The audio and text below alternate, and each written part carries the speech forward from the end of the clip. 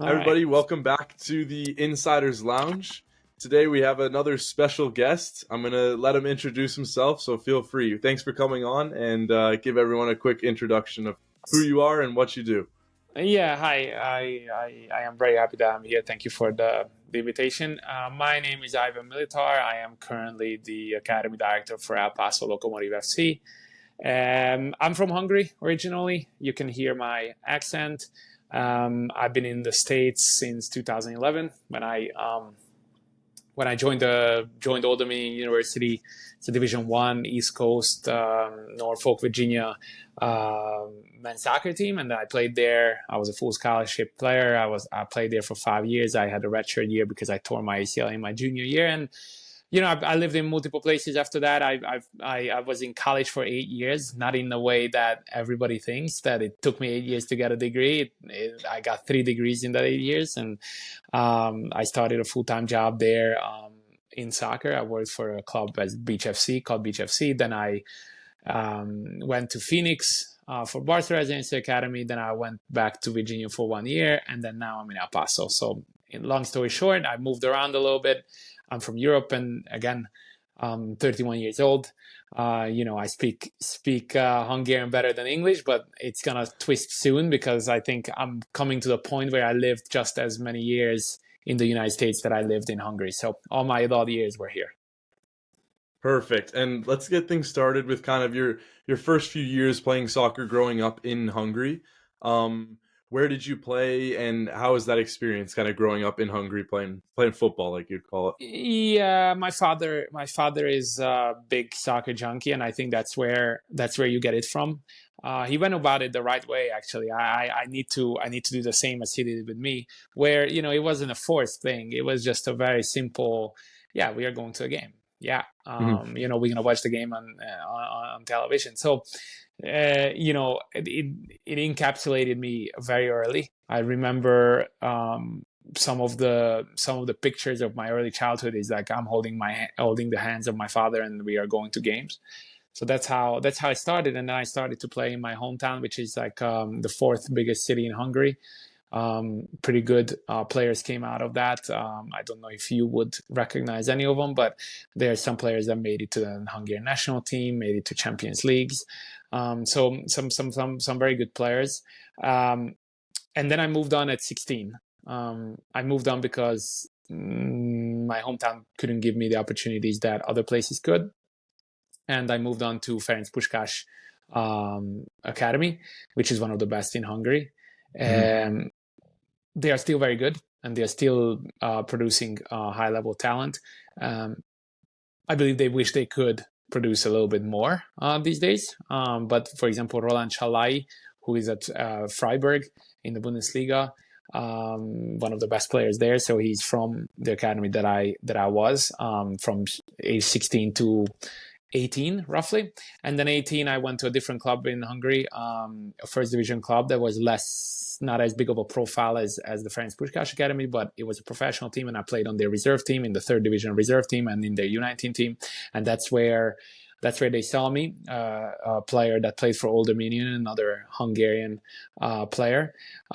He has a brother who also played on the team, and they were scouting for players together in Europe. And well, they didn't do it so aggressively. They just went out to some games and watched some players, but never really able to bring anybody back to their alma mater. And I was the first one, and I believe the only one that was able to do it because, first of all, you need to be very good as an international player, but also you need to be able to speak English very well in order to keep up your grades in college. And so I think that double mix is very unique. I was able to speak very good English and able to do my SAT test in a good way that I can get into school. And I got a scholarship, and I didn't have to pay for anything, so it was a no brainer for me. I went at 2011, and I left Hungary at age 18.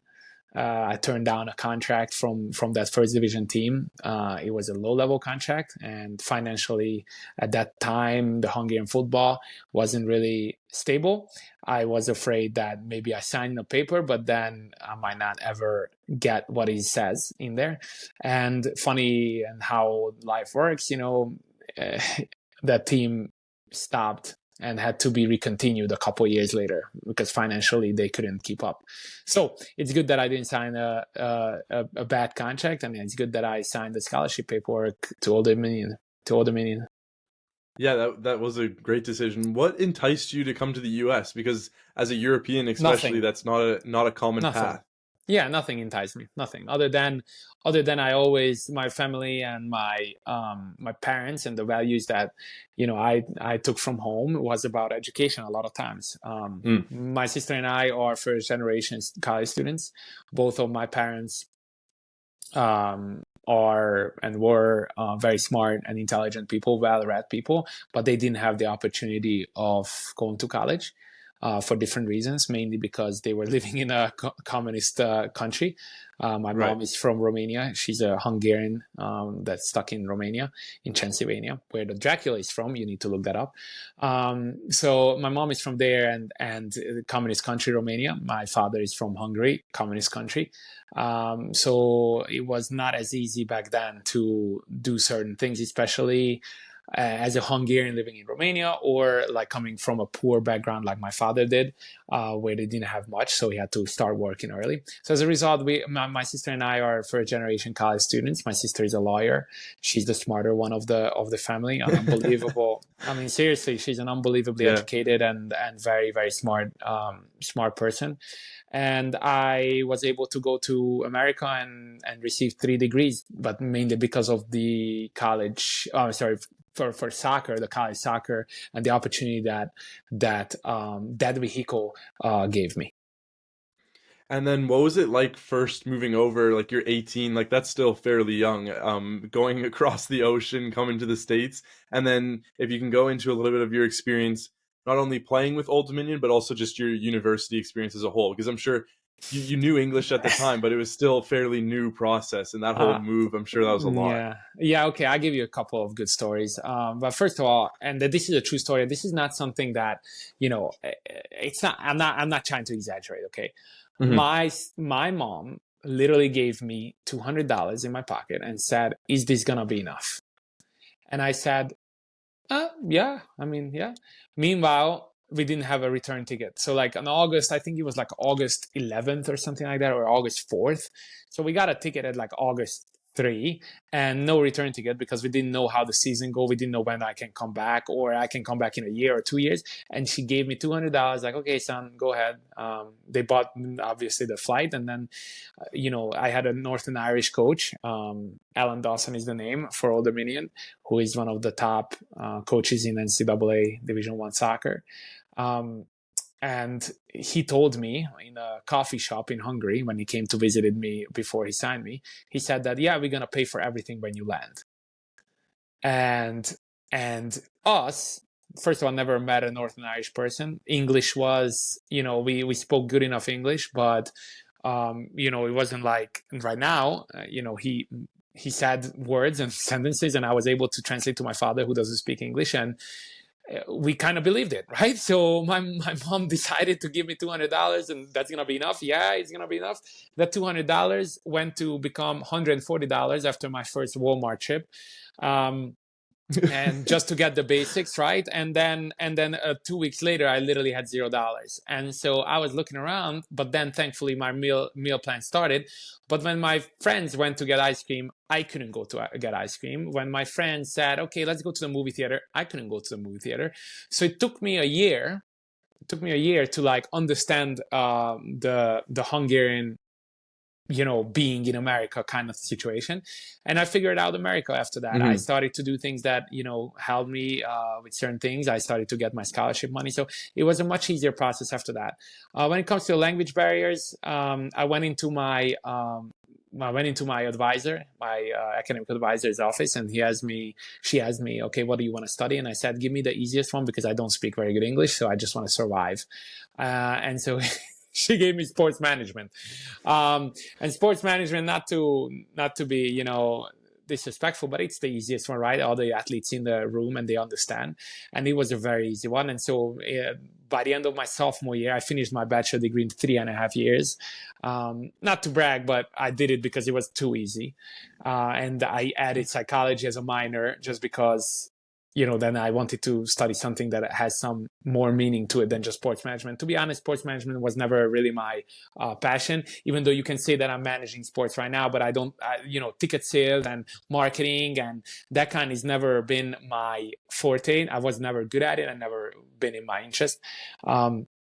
So, in college, my advisor once again gave me a public speaking class in the first semester of me being in college. So you can imagine public speaking is actually a very much of a strength of mine, or like something that I like to do.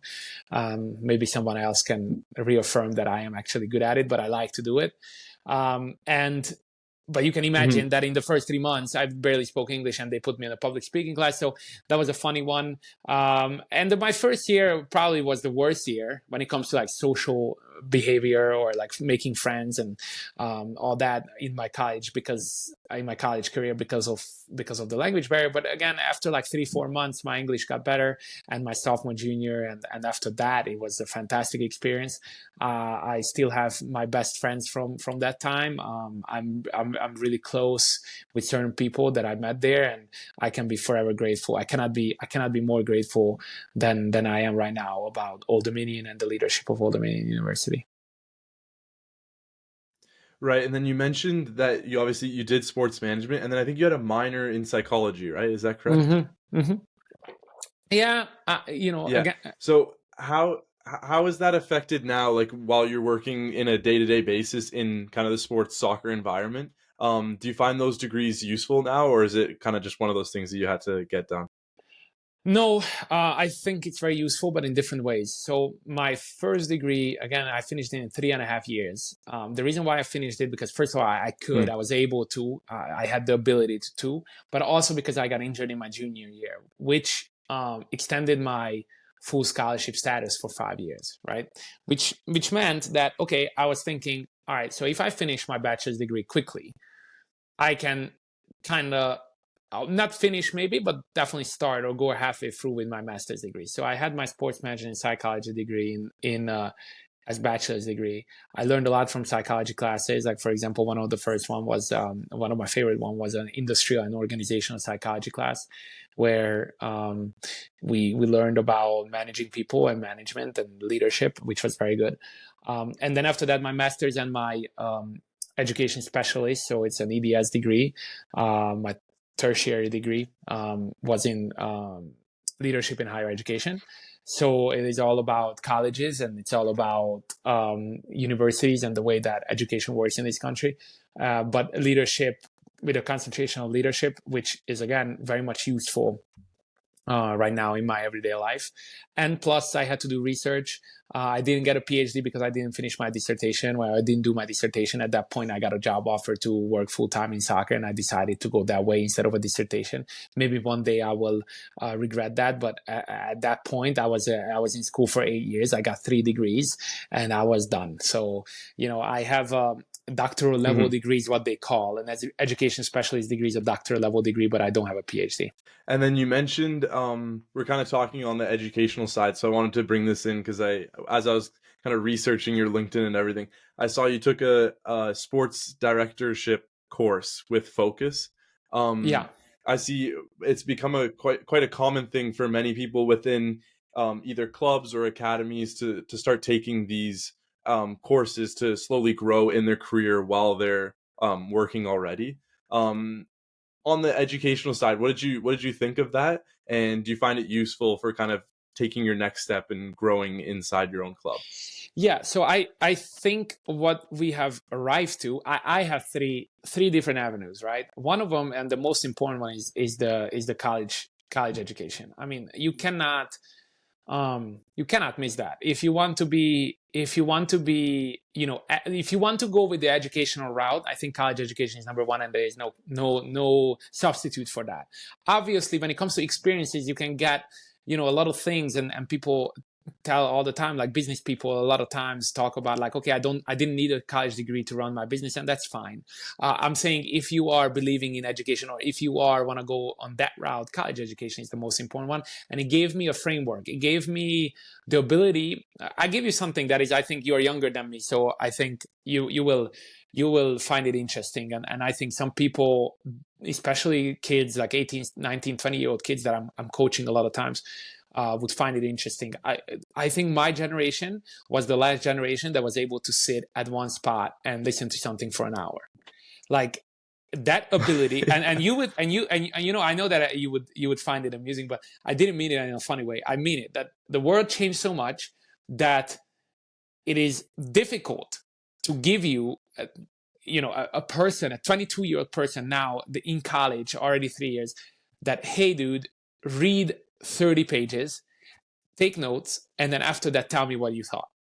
Right? That simple process is not easy to do, and you have to learn that, and you have to do it over and over and over again in order to not fall asleep at the third page that you're reading. And I think it sounds basic, but that's what college gave me.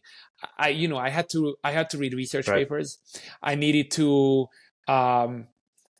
write research. I needed to learn the process of statistics and things like that I don't want to do. It's not enjoyable, but I learned the process. And now when I want to tell an opinion to anybody, to the people that I represent in my community, when I have to tell people, I'm able to verbalize that opinion and able to back it up with facts, because I know where to find them and how to find them and how that looks like, how is that process looks like.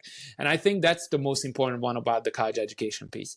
After that, of course, as a coach, you need to get the licenses. It's really funny. I always tell people in Hungary that I had to start with the F license. I literally started with the F license, FEDCBA. And right now I'm in the process of, and hopefully, fingers crossed, hopefully I will get accepted into the a senior one. That is almost the end of the road in the United States. After that, you can only do one or two more. That is a higher level one. So that you cannot rush that. If I would do multiple one at one time, but no, you have to wait a year between them. So it's like, there's a process that, because I'm 31 years old, I couldn't get to the end of it just because of time, but I will. And then the third one that you're asking me is about alternate routes, about extra education. And I think some of the things, like, for example, the Barca Innovation Hub is an excellent resource. I highly recommend to everybody. There's some great courses there. But Focus Sports is a new one, and I've been really impressed with them. Some amazing adult learning opportunity. I think it's perfect for somebody like me who is working full-time, has a family, and I can go on my own pace.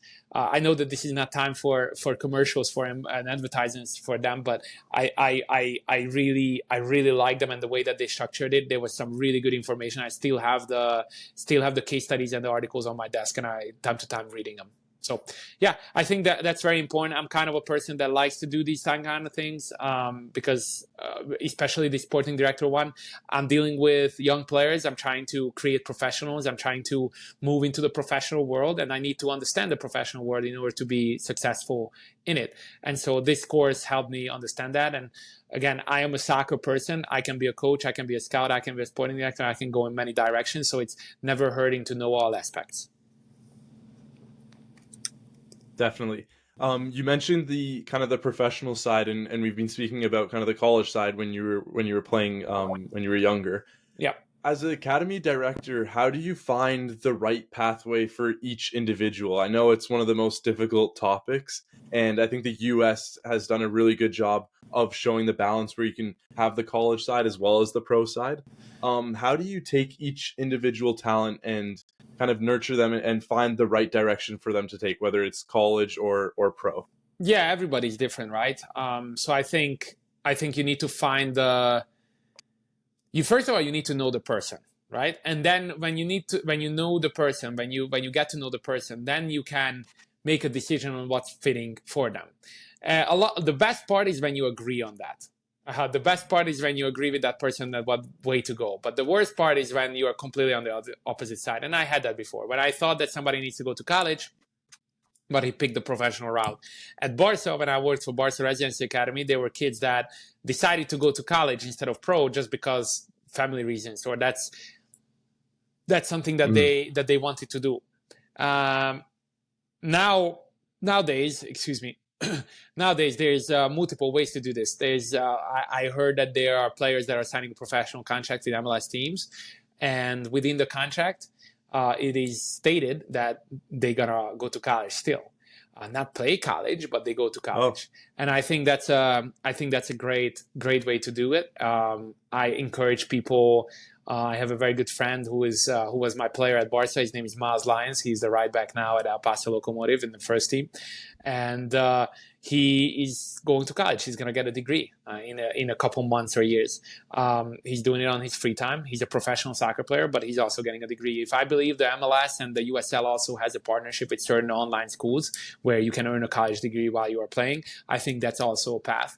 But again, long story short, my advice is to talk to the person and decide every individual separately, because every individual needs are different. and then with the academy, do you have any different approaches or ways you do things, or even different programs that you've brought in that are unique to maybe other academies you've worked at, or just other coworkers that you know of that are kind of working in the industry? Is there anything you do differently that you're either proud of or you just think might work for others, without Everybody. giving kind of too much away? Yeah, no.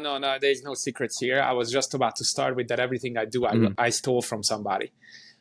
So Right. I mean, it is no secret here on that. Some of the things that we done, some of the things that we want to do, is that I learned somewhere, or I saw somewhere, or I talked to somebody and told me to do this. Like, for example, like the IDP process. Like, there was no IDP process, individual development planning process, at the academy. Every player now sits down with the coaches and myself, the high level talent, the top talent group sits down with me as well and talk it through. What is the next steps? How are they gonna grow within our organization? I do the same thing with coaches. In-house coaching education is something that we had to establish, but also the coaches need to have an individual development plan of like where they are and where they need to get.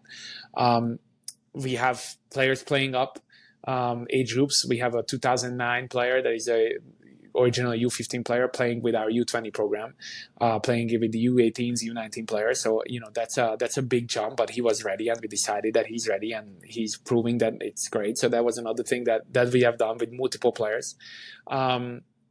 Also, we try to improve the U20s. We have a second team to the first team that is a top talent, top level team playing with anybody, and we had to professionalize that area as well, when it comes to staff, when it comes to training sessions, when it comes to competition. But the main part, and this is where I'm answering your question mainly, is the college recruitment piece.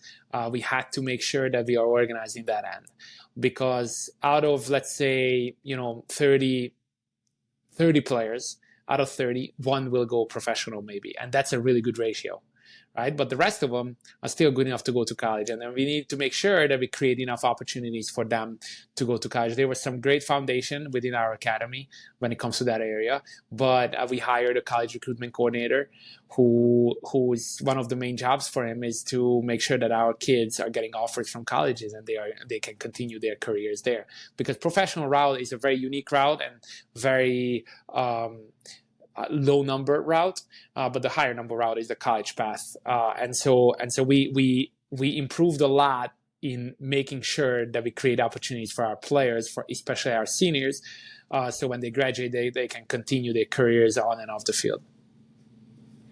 And then we mentioned a little bit before the podcast started about kind of your family life. What's it like balancing between having a family and work? Because you want to be a good family man, but you also want to work hard and help improve your work life. How do you balance the You two? saw an episode, no?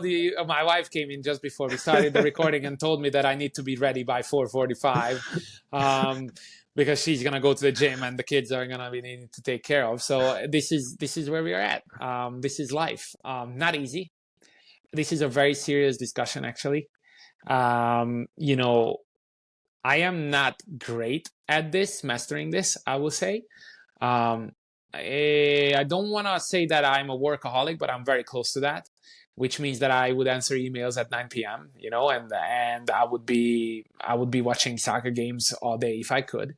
I need to I need to be honest about this. And, my work is something that I really enjoy. So I'm really lucky on that. So I don't feel like it's work. And basically, this is part of the reason why it's an issue sometimes when it comes to family time. And I always explain to people, I basically have 3 jobs, okay? One is that I'm the head coach for the U20 team that is training in the morning. Then I'm the academy director, which requires administration, organization, and office work. And then I'm the technical director of the club, or director of coaching, because I'm on the field watching the training session for the younger teams. So if I would do all 3 jobs every day, that means that my day starts at 5:30 in the morning and I get home at 9:30 at night. And so that's irresponsible. That's impossible. I have 2 kids. I have a beautiful wife. I need to take care of them too. So every day I'm making a decision on which 2 am I doing out of the 3. And so far, it's been okay, but I could improve upon. But the end goal is to concentrate on one team, 25 players, and making sure that you're winning games on the weekend. That is the end goal. And then you were speaking a little bit about leadership, and you actually went on the Modern Soccer Coach podcast, Right. and I got to listen to a little bit of that. What did you think? It was good. I really enjoyed. And so the one key point I wanted to discuss is you talked about personifying values as a leader. Can you elaborate a little bit on that, kind of what you spoke about on the podcast, just so I wanted our audience to kind of hear that as well? Yeah. So, I mean, the main discussion with Gary, and it was a great experience for me. I was able to talk about something that we really don't talk about often. A lot of times now, when you see a business plan or you see like an introduction to an organization, they will start with the mission and vision statement, and then the values, the core values that we believe in, right? And so everybody does that now. And when you see these presentations and you see these people talk about it, I tend to feel that a lot of times it is about putting it on a t-shirt and show that we check the box, right? Mm-hmm. But I think what's missing a lot of times, and I'm very curious about this topic, and I'm trying to be better with this. In no way, shape, or form I am arriving, but I'm trying to be better with this. Is that connecting the decision-making process within the organization with the values that you have? Okay, so for example, at our Paso Locomotive Academy, we have the values of humility, coherence, gratitude, effort, and courage. Okay, very generalized. Like, for example, effort is in many of the soccer organizations' core values. Right. But how am I going to make the decision? How are these values going to affect the decision-making process that we do? I'll give you an example. For example, the style of play that we are playing, we say that we want to have the ball, we want to be on the opposition's half, and we want to create more chances than the opponent. That takes courage, because we are now defending in large spaces and playing in small spaces, which is very difficult. So the courage piece, I'm not going out to the audience and to my players and talk about like, oh, why is courage more important, and how to be brave, and we need to be brave in life. I'm not giving these big discussions. What I'm doing, which by the way is needed and sometimes good to do, and sometimes even we do it, but that's not our main vehicle to carry out the value system. The main vehicle is like, hey, this is our style of play. Right now, we want to play with the ball. That's already a lot of risk. We want to attack on the opposition's half. That's a lot of risk, because now we are leaving a lot of space behind us. And so our style of play represents courage. But for example, another thing is gratitude. We are grateful that our community represents us, and we represent our community. We do every year, we do twice an all club community service event with the U20 team, that is again right below the first team, that is fully funded, which means that we're paying for the kids' food, gear, and traveling expenses. We do almost monthly a community service event, which is, again, we're not telling anybody that, like, hey, one of our main value is gratitude, and now let's talk about that. No, we do a community service event. We're trying to obviously post it on social media so everybody knows that this is something that we are standing up for. We are promoting the organizations that we are working with. For example, the food bank that we went to, or we walked dogs at the local, how do you call that organization that is dealing with? So like a dog kennel. That's it. Like, we went to one of those. We promoted them. So that's how we represent gratitude. So that's how we kind of trying to personify the values that we have, and then trying to make sure that people get that these are the values that we represent. Because I think it's important as coaches and leaders in a club, you not only grow the player as a player, but also outside of soccer completely, and as a person Sure. growing in terms of age and maturity. Sure, absolutely. Yes. So that's the main chunk of our questions. Now we kind of have, I call them the Insiders Lounge favorites. Okay. I always say it's kind of me being selfish. I want to learn from you here and with these questions. Okay, all right. So the first one is, soccer is one of those things where it's a super roller coaster journey for anyone, whether you're coaching, playing, whatever, you name it. With roller coaster, kind of the highs and lows of the game, what are some of the biggest challenges you've had, whether it was in your playing career or now more in your work career, that helped you push through and kind of jump to a higher level in your career or Okay. in your life in general? So, I would say I was a decent college player, fourth of all time in the school's history when it comes to assists. So I'm very proud of that. But I was on the top 100 best college soccer player of the year in 2015, whatever. Turns out I wasn't good enough. And, I wasn't good enough to be a professional soccer player in America at that time on the highest level, which is MLS.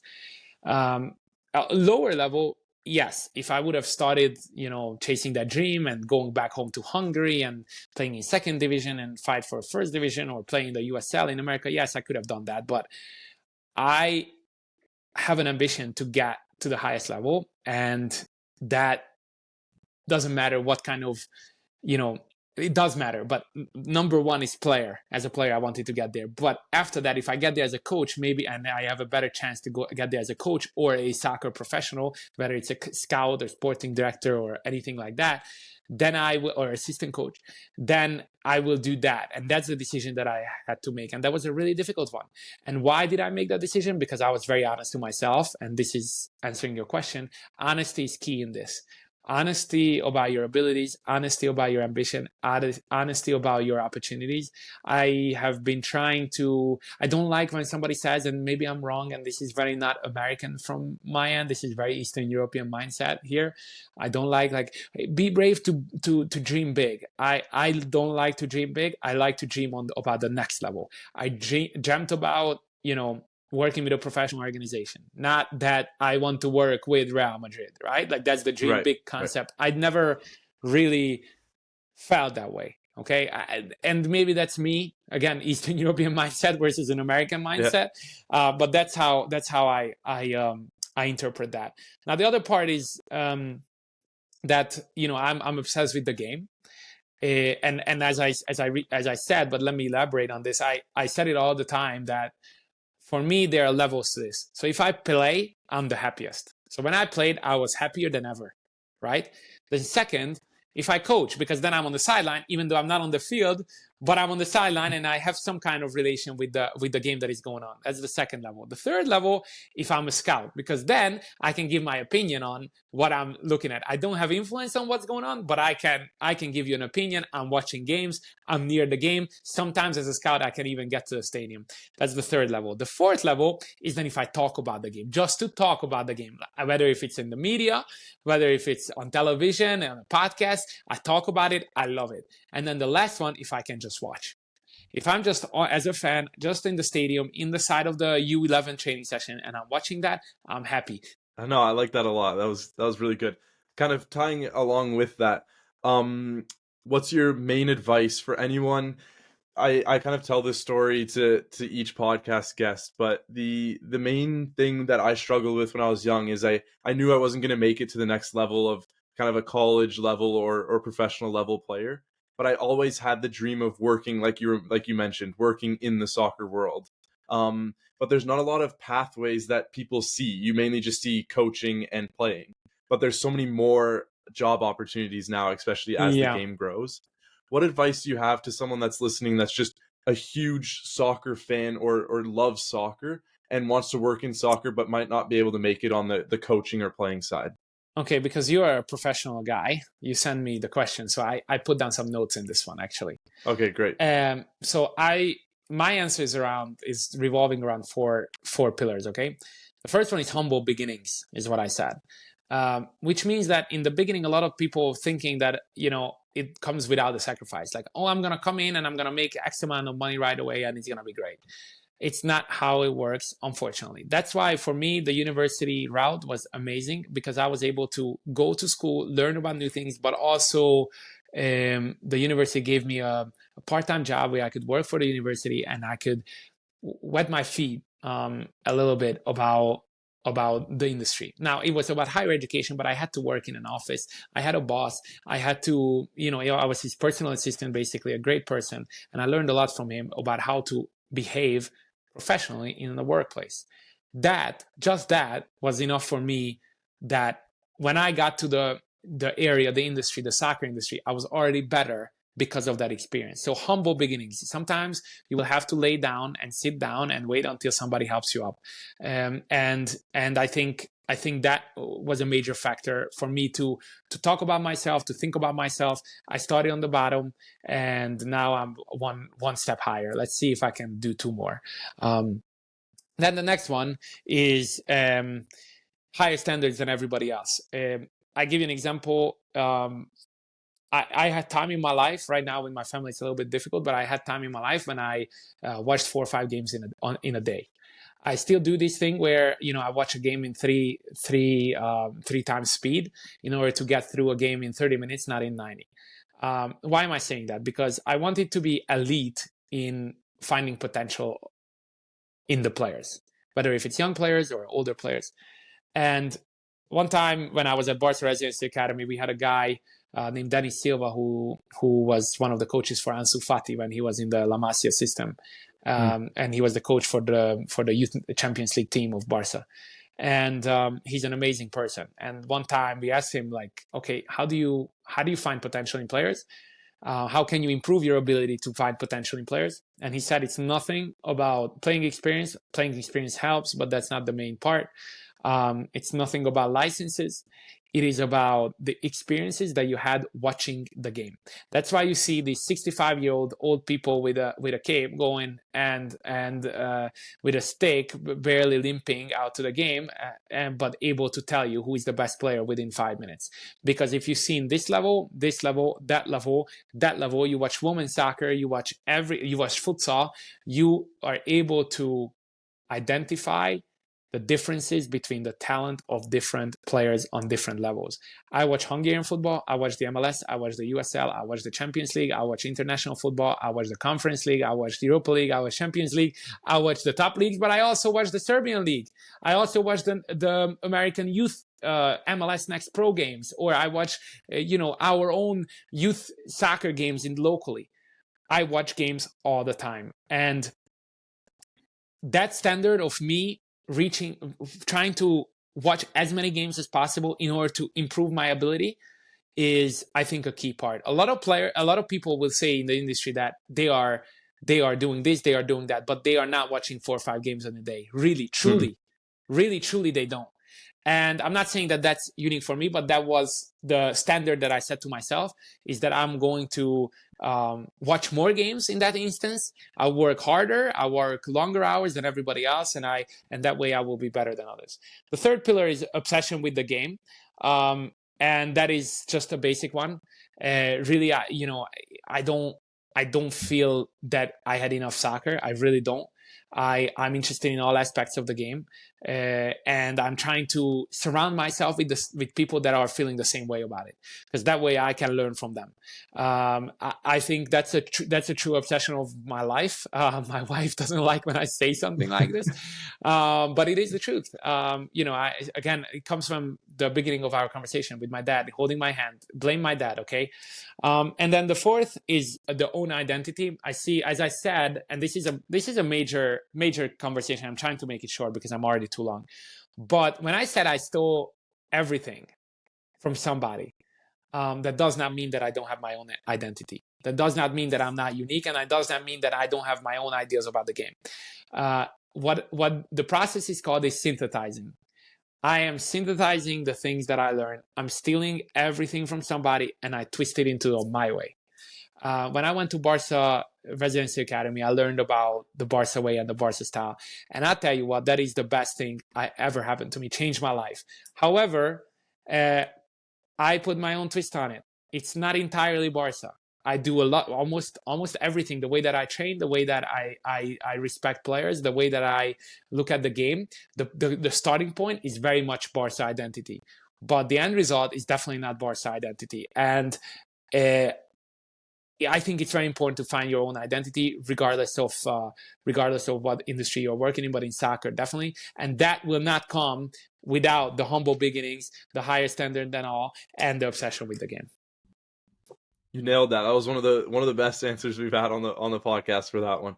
For the next one, we actually just spoke about it, but I said if we have this conversation again in 5 to 10 years, where would you be? But you said that you might not necessarily look at the future like that. So give me your opinions kind of on that. I mean, obviously, again, I will answer it the way that I answered it previously, like that 5 levels that I talked about: play, coach, scout, talk, and just watch. If in 5-10 years any of it that I'm doing, I'm already happy. Okay. Obviously, I would still prefer. I'm 31 years old. I might come back. Okay. I might start not drinking beers anymore on the weekends, and might come back onto the field. But the thing is that I'm not going to be a player. So I'm trying to make it as high as possible with coaching. Okay. That means professional level. Also mean that I'm not making it as a coach, but maybe making it as a sporting director. That's like in my chart, that's the 3rd level. I called it a scouting, but as a sporting director, you're working in an office and you're managing people. And on the weekend, you don't have much influence on the game, but you are somewhat of the maker of the result. So I would be happy with that as well. But my main passion is to coach and to be on the field and winning games on Saturdays. That's where I'm seeing myself, hopefully on the highest level possible. Love it. All right, so we got some quick fire questions. Okay. So favorite team growing up and still to this day, who is it? Or do you have one? No, I wouldn't say that I had one, because I used to have one when I was a little boy. When I was a little boy, and this is now groundbreaking stuff. Okay, I never talked about this to anyone with on the internet. I was a Real Madrid fan, big Real Madrid fan. Okay, so as a result. When I went to Barca, it was really difficult to talk about that, and I didn't. But at the same time, when I was at Barca, and this is where it's gonna be really feisty. I truly turned. I became a Barca fan for like that 2-3 years, and I'm still a Barca fan. I'm now a bigger Barca fan than a Real Madrid fan, and I grew up all the way to like 26 years old. I was a Real Madrid fan. Okay, and I'm not anymore. But again, I left Barca, and now I'm a Man City fan when it comes to the Premier League. But I really like Arteta, so I watch Arsenal. So I'm saying I'm not anymore a fan of any team. I stopped that childhood nonsense, I would say. I don't have a favorite team anymore, but I do support Manchester City. I will say that. I do support Hungarian teams. The Hungarian national team is my favorite team, and then we are done with it. Okay, there you go. Yeah. I know a lot of people, as you get into the soccer industry, you start to lose that childhood favorite and you kind of pick and choose. I'm the exact same. Arteta, I find really fascinating. Klopp, I find him fascinating. There's so many of these different coaches and teams that all have their own unique taste. Yeah. Do you have a favorite quote or saying that you live by? So I would not say a quote because it's in Hungarian and nobody would understand it. I have a saying that it's very simple and it's gonna sound stupid, but I think it's very useful in my life. Is things don't change. I have that saying that I say that all the time, and I mean it about people most of the time. I don't believe that people change their character from the core significantly.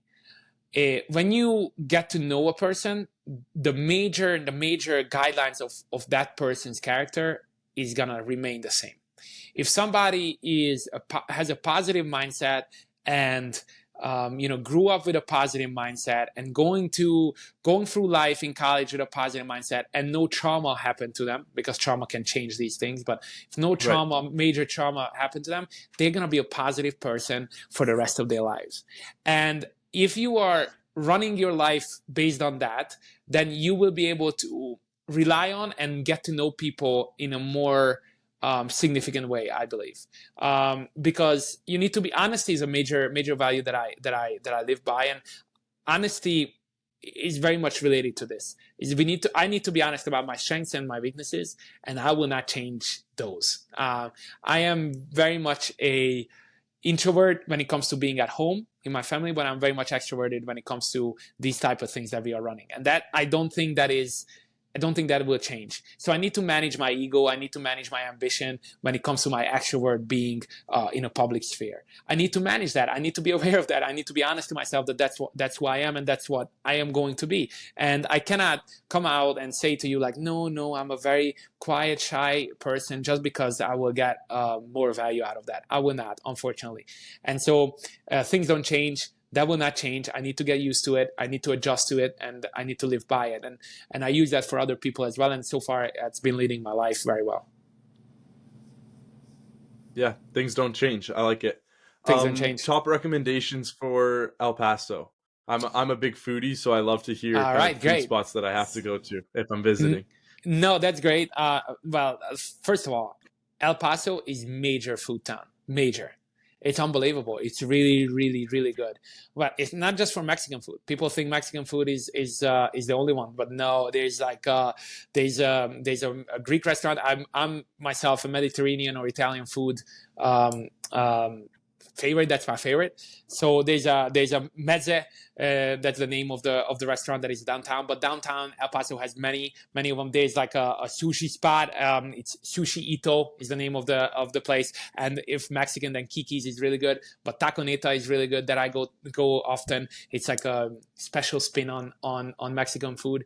Also, I didn't know if you know that, but there's 3 types of Mexican food. There's the original traditional Mexican food. There's the new Mexican food, and then there's the Tex-Mex. And out of these 3, all 3 you can find in El Paso. And out of these 3, the El Paso favorite is always going to be the traditional Mexican food, which is very different. For example, no cheese than the other 2, and or not really a lot of cheese. And I prefer those. And there's 1,000 places, especially downtown El Paso, that you can go to, and you can get a really good dining experience. I'm not even lying. Really good food in El Paso. No, I like that. I always like to. I'm gonna have a massive list of all these places I have to go to now. Yeah, perfect. Next question here: do you read? And if so, what's your favorite book? Yeah, I do read. As I said in the beginning, right? It's harder and harder these days with the attention span changing all the time. I'm gonna, because I work in the soccer industry, I'm gonna bring you a soccer book that is Complex Football by Javier Mayo. Javier Mayo is a Spanish guy. He was the fitness coach for Real Madrid, and he basically wrote about tactical periodization and structured training. Basically, the difference between tactical periodization that we all know because of all the licenses are revolving around that, and structured training that is basically built on the Barça methodology, or Barça methodology was built on that by Paco Sairulo, who is a fantastic human being and a fantastic, I almost call him scientist, but really an expert when it comes to training methods and training methodologies. And then I have another one because I have a really a keen interest I have for music conductors, and I'll tell you why.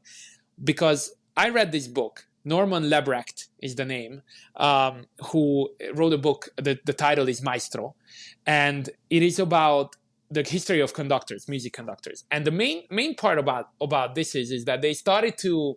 The book started with explaining how the role of music conductors is a complicated one, because they don't play the music. A lot of conductors don't write the music. However, they said about certain famous and very popular conductors that even when he just stepped into the room, the music sounded better. And it resonated with me because if you think about politicians or if you think about soccer coaches, the power that is within the conductors can be understood in a very specific way.